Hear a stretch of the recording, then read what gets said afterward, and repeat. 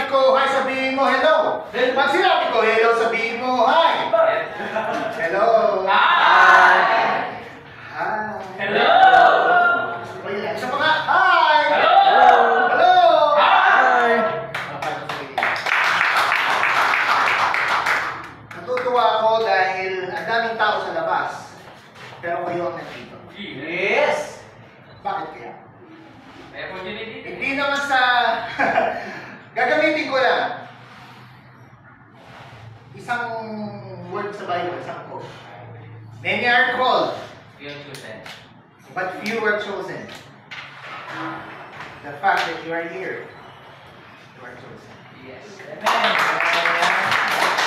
Napili kayo ng Lord para marinig ang opportunity at ang kasi po yun, maganda po ba yung narinig nyo? Yes. Maganda lang. O maganda. Ladies and gentlemen, we are at the verge na tayo po ay nauna.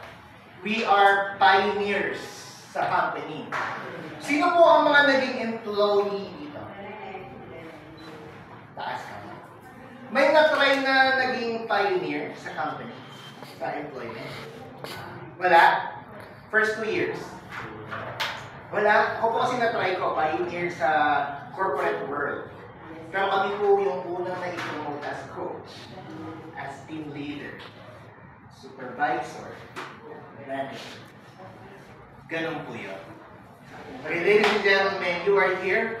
It is because ngayon kayo nakita ng magandang opportunity and nagpapakilala pa lang ako. Baby pa, di pa nga eh, iniiiri pa lang.